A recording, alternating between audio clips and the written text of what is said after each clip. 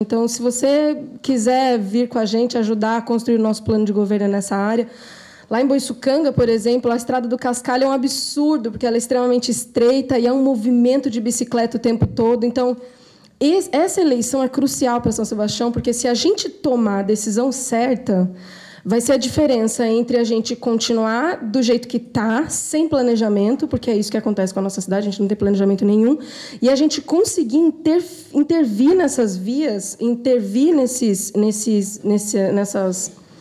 sistema viário de forma a melhorar e muito a qualidade de vida das pessoas. Porque as pessoas andam de bicicleta. Eu sou meio preguiçosa, confesso, mas o meu marido é um entusiasta da bicicleta. Até para o Castelhano eu já fui de bicicleta por causa dele. Mas é só você dar oportunidade, é só você ter espaço, porque a questão do medo hoje é muito grande mesmo, de você...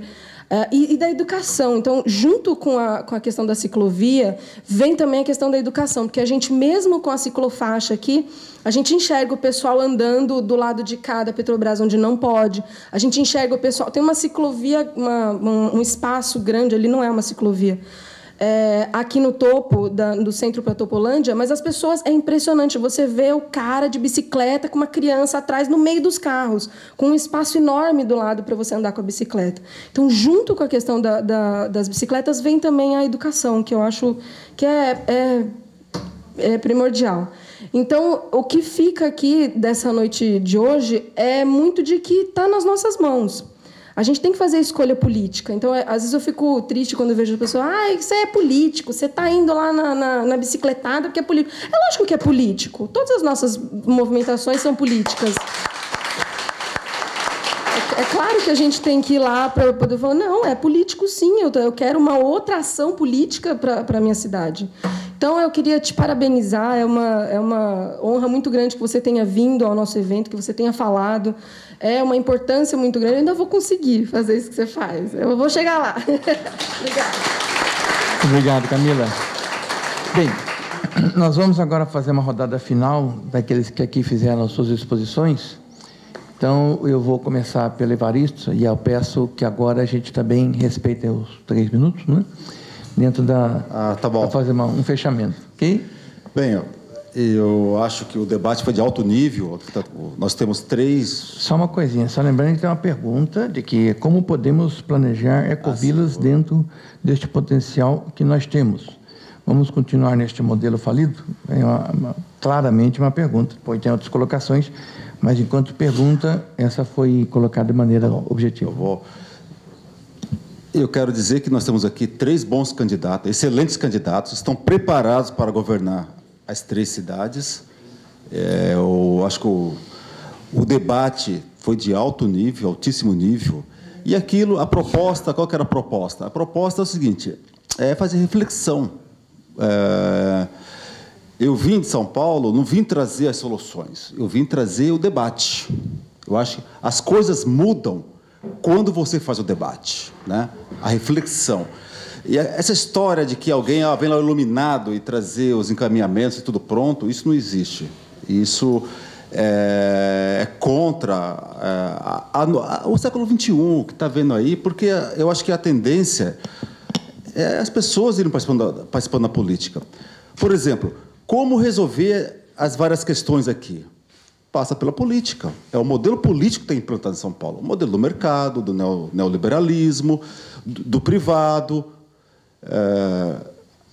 do privado contra o público, do estoque de terras, da especulação imobiliária, como colocou muito bem o Fernando, da necessidade de se construir uma sociedade mais coletiva, como colocaram o Maurício e o Rodolfo.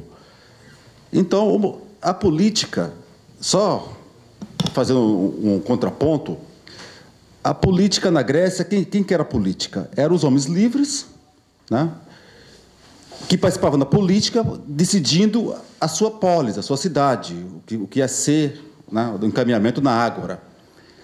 Quem não participava da política? Os escravos. Então, para você participar da política, tinha que ser cidadão, tinha que ser livre, em contraposição ao escravo.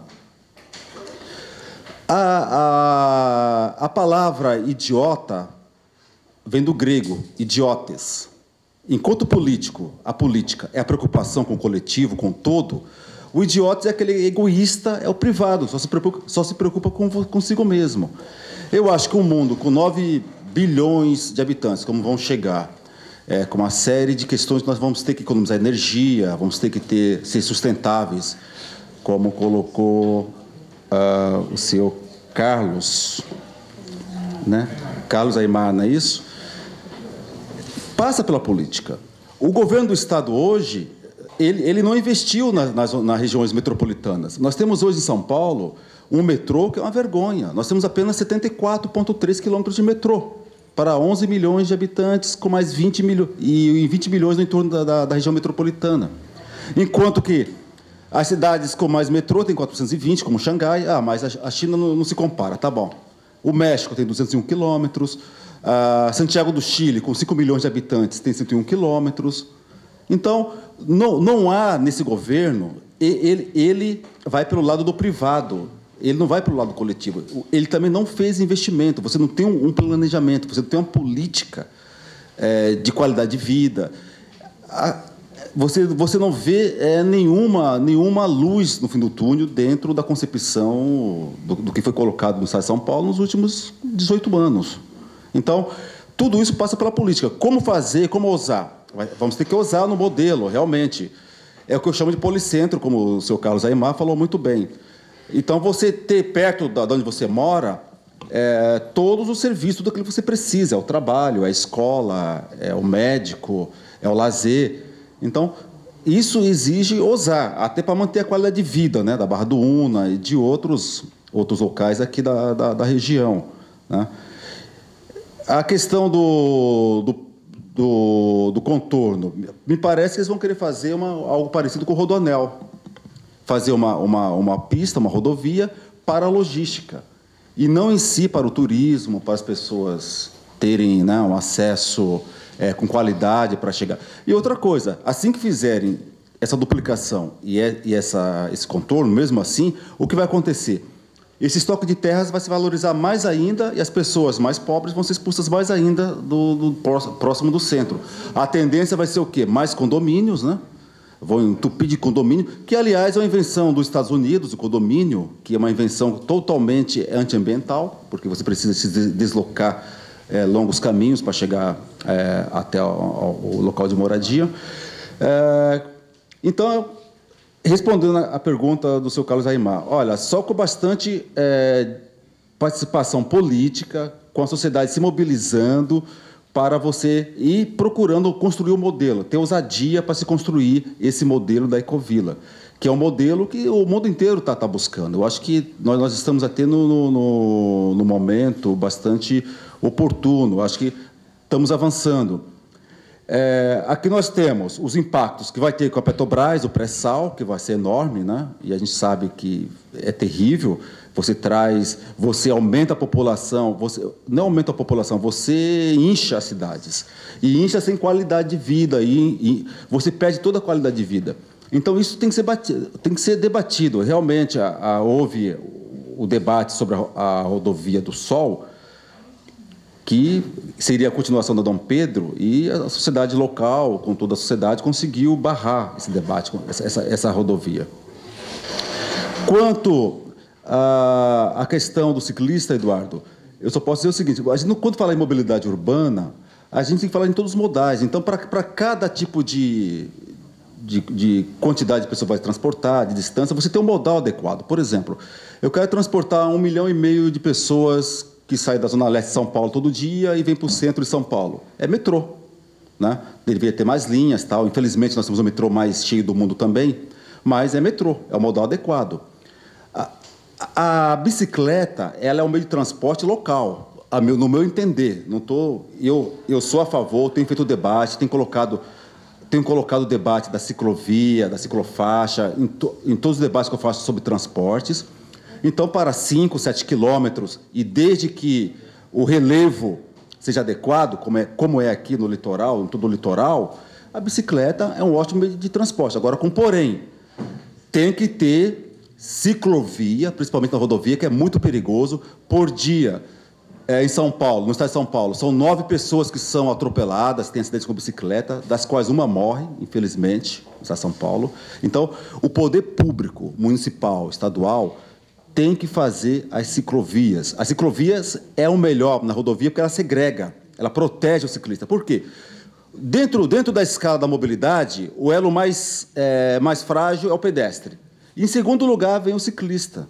Então, eu sou a favor da bicicleta. Agora, ela não é a resolução para todos os deslocamentos. Por exemplo, uma pessoa que mora na Zona Leste, na cidade de Tiradentes, ela mora a 40 quilômetros do local de trabalho dela. Então, ela não tem como ser esse meio de transporte. Tem que ter o ônibus com qualidade, com tudo aquilo que eu falei.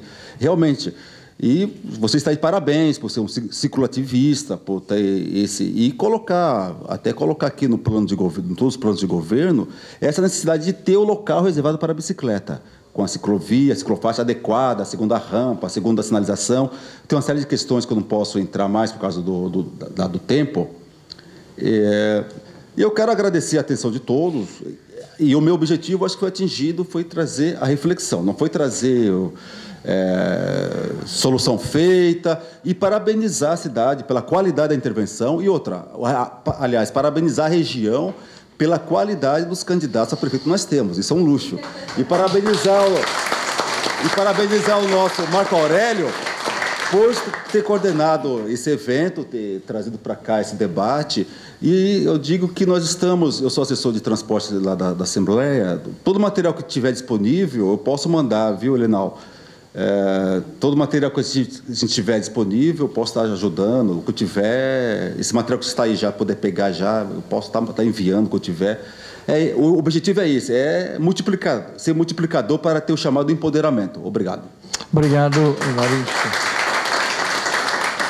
Rodolfo, se você quiser fazer suas considerações finais. 3 minutos? 3 minutos, lógico. Eu agradeço o convite que foi feito, agradeço de coração mesmo. Acho que esse debate é super importante. O Maurício estava comentando aqui comigo, e outros debates virão, em Rodolfo. Deus queira. Teve um companheiro nosso que veio aqui e falou que a gente vive uma utopia, né? Ele falou da bicicleta, o dono do hotel. Como que é o seu nome? Eduardo. O Eduardo, eu acho que a gente vive um momento do Brasil e do mundo que não é mais possível a gente administrar uma cidade do jeito que ela é administrada. E creio que não é utópico. Não é utópico, é real. E nós vamos ter que caminhar por esse lado, né? De concretizar esse sonho. Creio que é possível fazer as vias ecológicas, é possível usar o lixo, né, para gerar combustível não poluente, é possível arborizar as cidades, trazer a Mata Atlântica que nós destruímos, tentar trazer essa Mata Atlântica para melhorar a qualidade de vida das cidades, e assim nós caminharmos com mais prazer, nós andarmos de bicicleta com mais prazer, nós andarmos com um transporte de coletivo de qualidade com mais prazer. É possível não minimizar, a gente ouve tanto a gente falar dessa palavra, minimizar os danos. É possível uma administração, junto com a população, não usar mais essa palavra, eu acho uma palavra muito triste, minimizar os danos. Nós não temos mais que minimizar os danos, nós temos que recuperar os danos que nós já causamos para esse planeta, para as nossas cidades, né? E eu acho que tudo o que a gente falou aqui passa por uma coisa muito simples, que se chama uma administração participativa, uma administração, passa pela democratização da administração pública, onde o prefeito e os agentes políticos realmente ouçam, mas ouçam muito de coração aberto a população, onde ele tem a população como parceira, né? Onde ele tem uma população como autora do projeto de um futuro melhor para todos. Eu acho que é para isso que nós caminhamos. Muito obrigado. Rodolfo, obrigado. Maurício, está ficando difícil falar agora, né? Maurício, suas considerações finais. O Fernando, que é depois de você. Eu agradeço a presença de todas e de todos. Para mim foi uma honra estar aqui debatendo, estar aprendendo com a experiência do Evaristo, com a exposição dele. Eu queria ser assim, o mais direto possível na resposta ao Carlos. O Carlos... referendar o testemunho do Fernando em relação ao Aymar, porque no tempo em que eu participei da Agenda 21, eu cansei de receber o Carlos em Ubatuba, indo até Ubatuba de transporte público, e muito nessa linha. E nós dois tínhamos cabelo comprido, né, Carlos, ainda? E eu acho, Carlos, que isso que você vive lá em Botucanga, né? Barra do Una. Quando eu mudei para Ubatuba, na minha casa, que eu moro hoje muito no centro da cidade, é muito bom você ter acesso, você ter mobilidade. Meus filhos sempre foram a pé para a escola, eu sempre fui a pé para o meu serviço, então eu sou testemunha. Aí, por conta da modernidade e desse excesso de carro, hoje eu não consigo estacionar o carro na frente da minha casa, eu tenho que entrar na garagem, ele ficava lá parado. Então, é um desafio a enfrentar. E eu vou na linha do Evaristo e que eu pretendo lá em Ubatuba. Eu acho que a construção dessa cidade, para a gente melhorar, passa por um diálogo permanente, por participação popular, e a gente já sabe que é isso aí que a população quer. As pessoas saem da região rural de Ubatuba ou do Camburi, eles querem morar perto do serviço público, perto de coisas mais fáceis. Então, é preciso levar para lá essa parte do serviço público, para diminuir um pouco essa necessidade de locomoção. E eu vejo que, por exemplo, na questão das bicicletas que o Eduardo colocou, em Ubatuba, na política, você dialoga com a comunidade, com a sociedade. E existe o contraponto a essa questão da bicicleta, que só a política vai resolver isso, que é uma questão que ela colocou, de você ver no trânsito, como não tem condições, o quanto que o ciclista fica desprotegido. Você ter uma legislação em que dentro do carro você precisa que o neném ande na cadeirinha e na bicicleta o cara põe 4 pessoas numa bicicleta, sendo que 2 são crianças, então nós precisamos rever e ver como é que faz para proteger isso aí. Não existe solução para o problema da UTI no Brasil se a gente não combater a violência no trânsito. Eu fui num seminário com o ministro Padilha, lá dos governos, e ele colocou que a saúde tem alguns desafios que não são pela saúde. Você não soluciona problema de UTI, de falta de UTI, se você não atuar no trânsito e na violência. Isso significa que a violência do trânsito, os dados que ele deu ali, então tem impacto na saúde. Então, nós precisamos pensar em conjunto essa situação, transformar tudo a região tem que ser uma região acessível, uma região de conforto para a população, tem que rever esses conceitos. Nós queremos mais bicicleta, em Ubatuba tem isso, mas tem uma solução estética. Em Ubatuba tem gente que é tanta bicicleta no centro da cidade que elas vão se empilhando, né? Se empilham no calçadão, nas calçadas, enfim, elas prejudicam a mobilidade dos pedestres, porque são das pessoas que trabalham. Então, nós temos um desafio de estacionamento de bicicleta. Então, eu acho que é esse conjunto de conhecimento e de necessidade que caminha. Hoje, o que a gente sabe é que hoje a gente já não pode mais usar a desculpa da ignorância, né? A gente já tem o conhecimento, então a gente não pode se esconder atrás disso. Então, eu acho que essa é uma situação. Então, eu queria falar isso para o Carlos. Carlos, é a Agenda 21 ser aplicada em todos os bairros, em todas as cidades, para transformar com participação. E esse desafio da educação, que para o ciclista é fundamental você fazer essa educação. Esses dias eu fui... Qual cidade que eu fui? Passei esses dias para uma cidade que estava no semáforo, estava escrito que ciclista, você também precisa obedecer o semáforo, a legislação de trânsito. Eu não sei em qual cidade que foi, mas eu vi isso, passou ainda, falei, eu nunca vi isso na minha vida. E eu acho que é importante, porque o ciclista também precisa de ter toda essa compreensão de que ele é um elo frágil, de que a gente precisa defendê-lo, mas ele também precisa se defender e tomar as medidas necessárias. Então, eu vejo que é isso, agradecer a oportunidade de estar aqui, né? E eu saio daqui com mais conhecimento do que quando eu cheguei. Então, isso já valeu a noite. Obrigado, Maurício. Passar agora para as considerações do Fernando Pulga. Bom, antes de responder a pergunta do Aymar, eu quero falar aqui com o Evaristo. Evaristo, que a respeito de você ter 1,5 milhão de pessoas que se deslocam todo dia para trabalhar de um lugar 40 quilômetros distante para outro, isso é exatamente aquilo que o Maurício tentou dizer, que a gente tem que fazer esse planejamento urbano agora, para não chegar um dia nessa condição, né? E aí entra a coisa do Aimar. A gente tem que planejar o território de forma que a gente consiga fazer tudo de bicicleta, que não precise de um metrô ligando o norte de Ubatuba ao centro de Ubatuba, e a mesma coisa aqui em São Sebastião. Sobre o Aimar, como fazer isso em curto, médio e longo prazo, a coisa das ecovilas? Eu acho que são duas coisas. Você tem que ter a visão do poder público, tendo isso como meta, de oferecer à população serviços públicos descentralizados, eficientes e em todos os locais, né, na medida do possível, lógico, e também uma mudança pessoal. Essa é muito importante.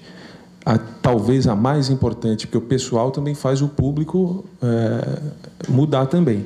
E mudar o pessoal é aquilo que está ao nosso alcance e que a gente insiste em não fazer, todos nós.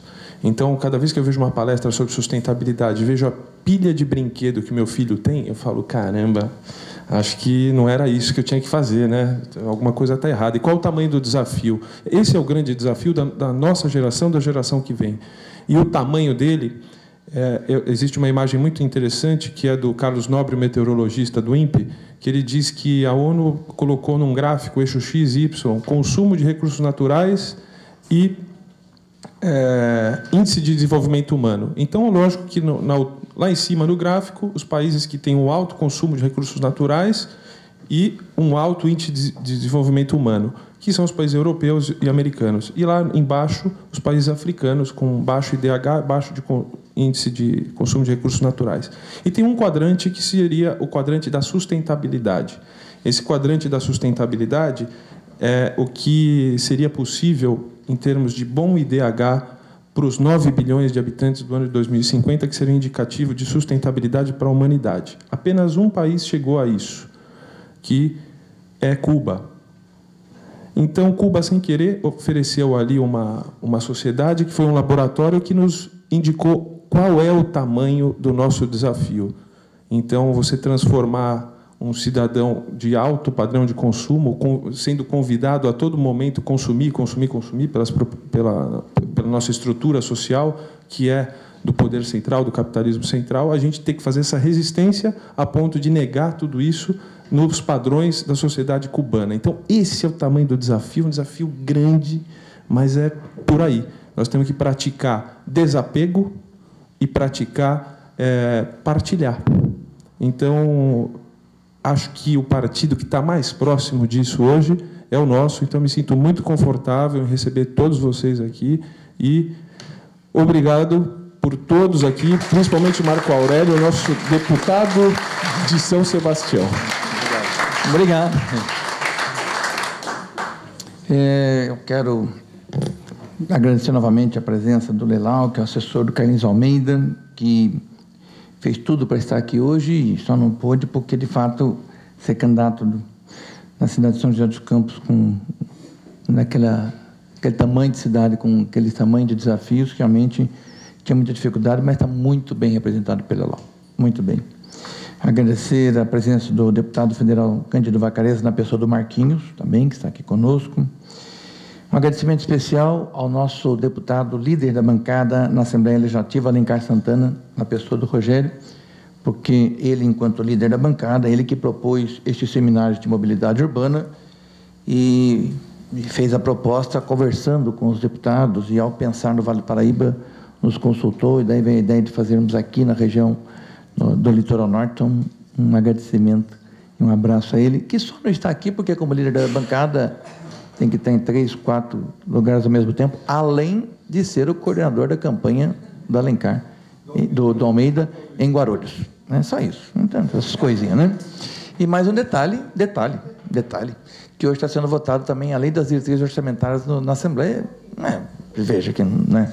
Pequenas coisas aí, né? Eu quero só tecer algumas considerações aqui. O Fernando, na fala, disse a respeito do traçado e de que na audiência pública foi apresentada uma proposta de um outro traçado. Então, eu queria, Fernando, dizer o seguinte, que o artigo 37 da Constituição Federal, ele, quando foi promulgado, ele trazia o princípio da legalidade, da impessoalidade, da moralidade e da publicidade. E depois foi colocado um outro princípio, que é o princípio da eficiência. Então, eu sugeriria que a gente pudesse fazer uma representação ao Ministério Público alegando o princípio da eficiência. Né? Não é questão de legalidade, impessoalidade, moralidade nem publicidade, mas da eficiência. Porque se você tem dois projetos, onde um claramente é mais eficiente que o outro, está aí a infração à Constituição Federal. Porque tem muitas pessoas que administram o poder público, mas não se tocaram ainda que o princípio da eficiência entrou na Constituição. Eles fazem coisas sem levar esse princípio para o seu cumprimento. Então, eu vejo que a gente poderia provocar o Ministério Público para que ele, em cima deste princípio da eficiência, estudasse este projeto que está sendo colocado, já que tem outro, a princípio, muito mais eficiente. A outra questão é que, olha como é diferente o debate dependendo de quem está presente, né? Aqui foi falado de problemas do trânsito, de congestionamento, excesso de veículos. Ninguém aqui falou que a solução é colocar pedágio e fazer rodízio. É verdade? Né? Ninguém falou isso aqui. Né? Porque, dependendo do local que você vai fazer o debate, a solução que eles colocam é isso, é rodízio e pedágio.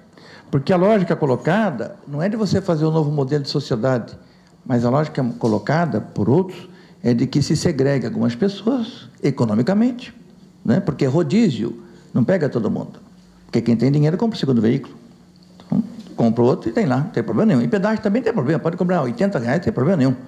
Mas muitas das pessoas que hoje podem comprar veículos, porque não podiam no passado com o governo Fernando Henrique, e agora pode com o governo Lula e Dilma, eles podem ter seus direitos agora aviltados por uma política do PSDB que infringe a questão econômica. Então, é uma contradição, né? O governo federal dá a possibilidade e o governo estadual tira essa possibilidade, né? Quer dizer, então, levar isso em consideração.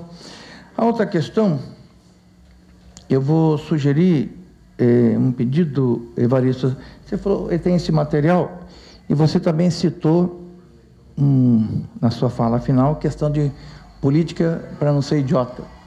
Na verdade, é um livro, né?